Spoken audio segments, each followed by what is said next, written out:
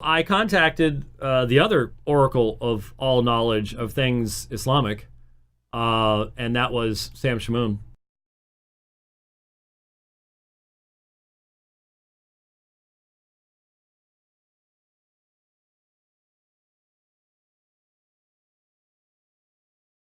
Sam knows the Quran backwards and forwards, knows the Hadith backwards and forwards, and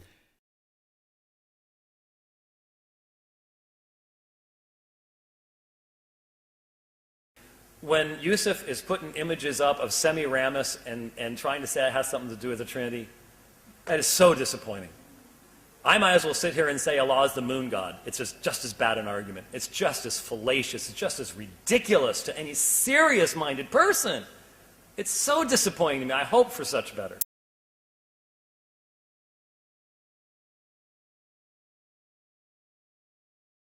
Shams is the female deity, and she's the consort of Qamar, which is masculine, the moon. That means the moon is the high god.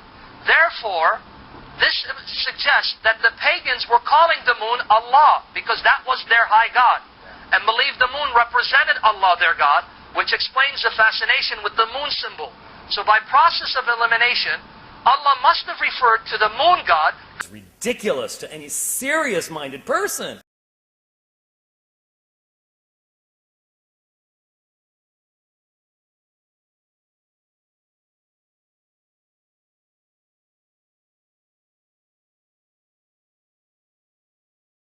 But according to his own Quran and the Hadiths and the commentators, chapter 65 verse 4 of the Quran permits Muslims to marry and have sexual intercourse and divorce pre-pubescent minors. Chapter 65 verse 4. What you just said is one of the most insanely idiotic things I have ever heard.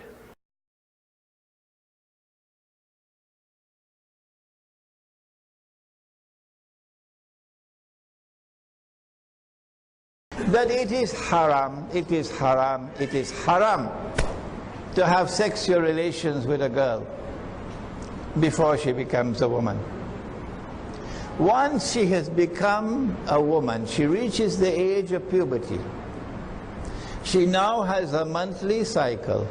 Only now is it halal for you to have sexual relations with her.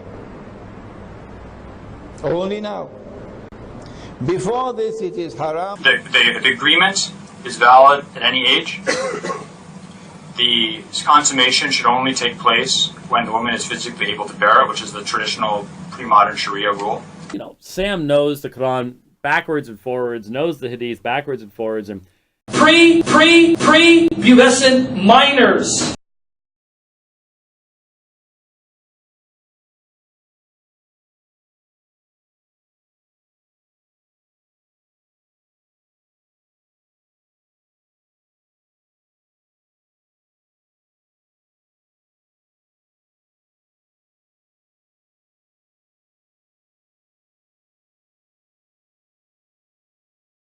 wow, there's some weird stuff coming from this guy. There was a woman named Asma bint Marwan who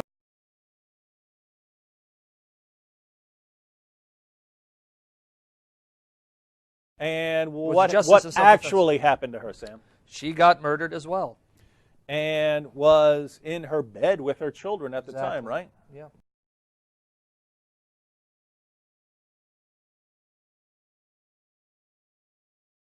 I always try to cite the Quran and Hadiths in context and accurately.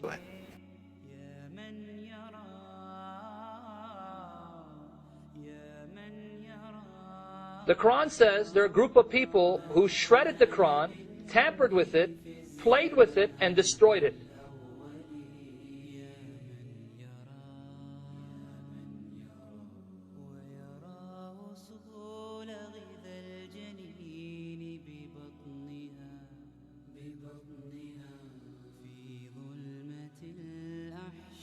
See, that's it. Oh, you see?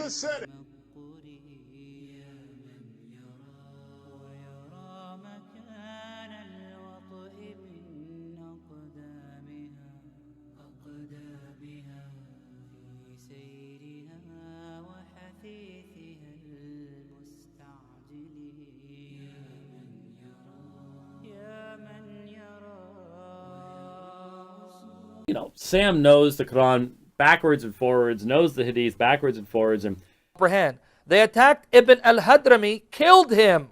They killed this man and seized his camels. Now I can read the rest of this, but you get the picture. Here it was the forbidden month where you could not attack other people, especially unsuspecting caravan that was carrying goods for the welfare of the people at Mecca. What do the Muslims do? Decide to attack and kill this person in order to steal their goods and bring them back to Medina. And now that caused problems, but again, remember, Allah is only too quick to fulfill desires of Muhammad. He hastens to fulfill desires of Muhammad. And chapter 2, verse 217 was revealed to justify what Muhammad did, basically.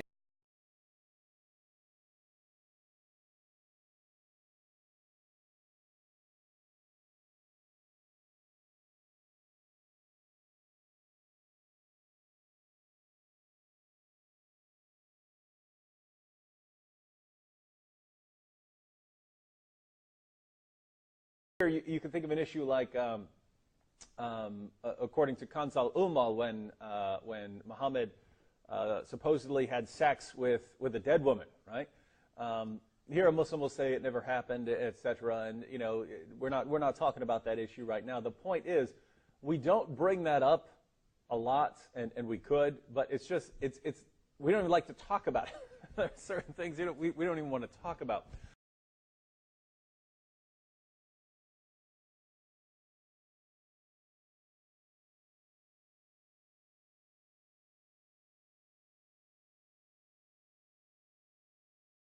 wow, there's some weird stuff coming from this guy.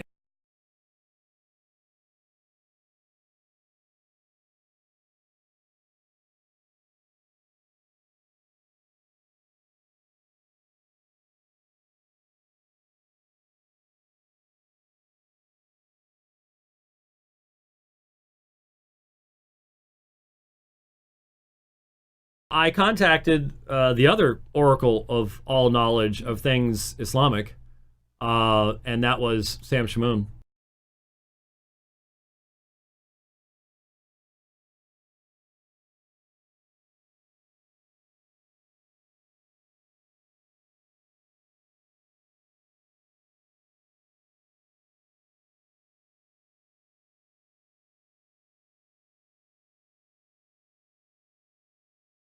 Let's go back to our verse of discussion, Deuteronomy 33:2.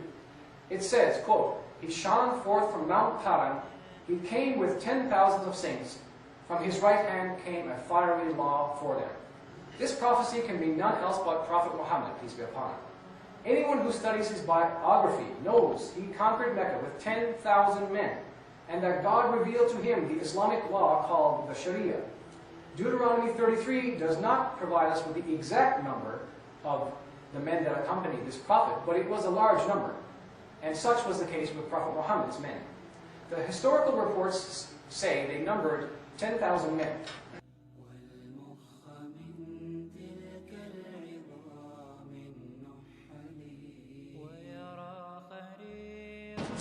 He said that the exact number, 10,000, coming in Deuteronomy 33, is the exact number that Muhammad went into Mecca and conquered it with. That's not true. Al-Tabari says it was 12,000. Now, how many of you believe that?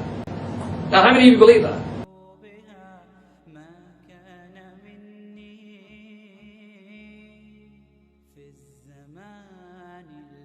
Such was the case with Prophet Muhammad's men. The historical reports say they numbered 10,000 men. Tabari says it was 12,000. Tell me what you guys think. And again, we're doing this for you, so you are the judges.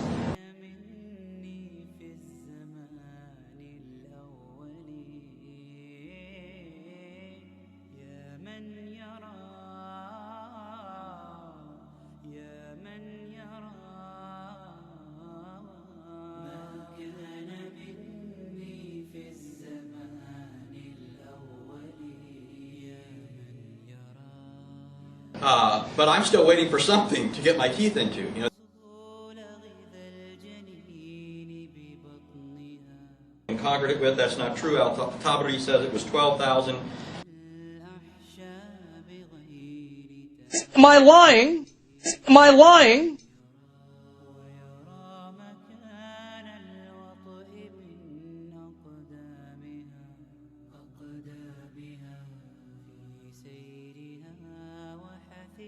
Deuteronomy 33:2. It says, quote, he shone forth from Mount Paran. He came with 10,000s of saints. From his right hand came a fiery law for them. This prophecy can be none else but Prophet Muhammad, peace be upon him.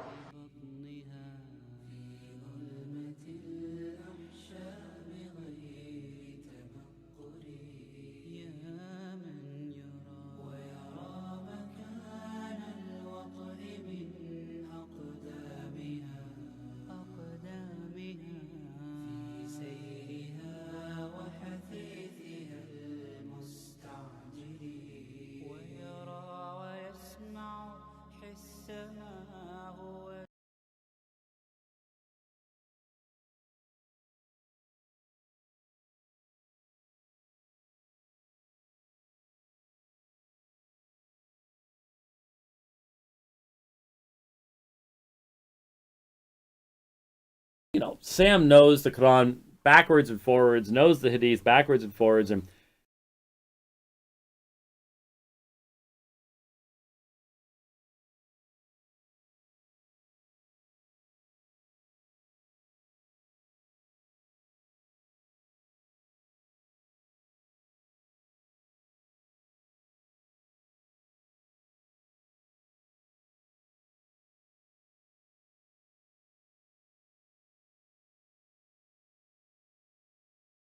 Short answer, yes.